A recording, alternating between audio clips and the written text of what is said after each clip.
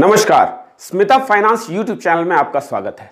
आज हम बात करेंगे एलआईसी के उस प्लान के बारे में जिसे एलआईसी का फिक्स्ड डिपॉजिट प्लान भी कहते हैं। हम ये भी जानेंगे कि इसे ऐसा क्यों कहते हैं और ये हमें क्यों लेना चाहिए। जी हां, मैं बात कर रहा हूं एलआईसी का सिंगल एंडोमेंट प्लान के बारे में और इसका टेबल नंबर है 917। अब बात आती है कि इसे ले कौन सकता है और यह कितने सालों के लिए लिया जा सकता है। कोई भी जिसकी उम्र 90 दिन मतलब 3 महीने से लेकर के 65 साल के बीच हो वो इसे ले सकता है और इसे कम से कम 10 सालों के लिए और ज्यादा से ज्यादा 25 साल की अवधि के लिए लिया जा सकता है। लेकिन इसकी मैच्योरिटी की मैक्सिमम उम्र 75 वर्ष है। मतलब कि अगर आप 65 वर्ष के हैं, मतलब 65 ईयर्स के हैं, तो आप केवल 10 वर्षों के लिए ही इसे ले सकते हैं, ना कि 25 वर्षों के लिए। अब प्रश्न उठता है कि इसे कितने सम एश्योर्ड का लिया जा सकता है। तो यह प्लान कम से कम 50,000 रुपए का ले सकते हैं और ज्यादा से ज्यादा इसमें कोई लिमिट नहीं दी गई है। इस प्लान में किस्त सिर्फ एक बार ही देना होता है। अब आइए इन सारी बातों को एक एग्जाम्पल से मैं आपको समझाता हूं कि आप कितना देंगे और कितना मिलेगा। पॉलिसी लेने वाली की उम्र है 1 साल, सम एश्योर्ड हो गया 10 लाख, पॉलिसी की टर्म हो गई 25 साल, वन टाइम जो आपने प्रीमियम डिपॉजिट किया है वो है 4.5 लाख।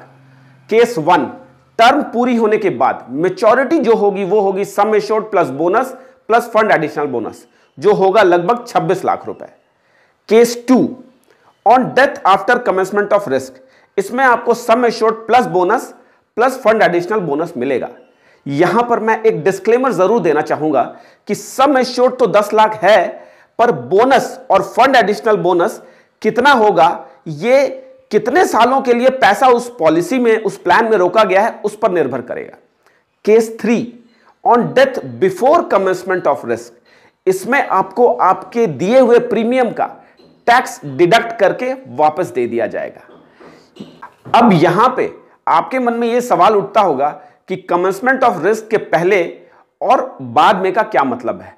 तो इस बात को भी हम 2 कैटेगरी समझते हैं। कैटेगरी 1, पॉलिसी लेने वाली की उम्र अगर 8 साल से कम है तो पॉलिसी लेने के या तो 2 साल के बाद रिस्क शुरू हो जाएगा, या उस बच्चे की उम्र 8 साल हो जाए तो भी रिस्क कवरेज शुरू हो जाएगा। और कैटेगरी 2, अगर पॉलिसी लेने वाली की उम्र 8 साल या उससे ज्यादा है तो रिस्क कवरेज इमीडिएटली शुरू हो जाएगा। अब सबसे जरूरी बात कि ये एलआईसी सिंगल एंडोमेंट प्लान हमें क्यों लेना चाहिए। दरअसल LIC single endowment plan fixed deposit की तरह ही है और ये उससे काफी मिलता जुलता प्लान है। बस फर्क ये है कि इसमें आप अपने पैसे लंबे समय के लिए डाल सकते हैं और फिक्स्ड डिपॉजिट में छोटे छोटे समय के लिए। अब अगर आज से 25 साल पहले की फिक्स्ड डिपॉजिट की रिटर्न्स या उसके रेट ऑफ इंटरेस्ट को देखें तो आसमान जमीन का अंतर है। तो यहीं पर एलआईसी के सिंगल प्रीमियम एंडोमेंट प्लान का बेनिफिट नजर आता है। यहां पर मैं इरडा का एक कंडीशन आप सभी से जरूर शेयर करना चाहूंगा कि पॉलिसी शुरू होने के 12 महीने के अंदर कोई भी पॉलिसी होल्डर अगर सुसाइड कर लेता है तो उस पर कोई भी क्लेम एंटरटेन नहीं किया जाएगा।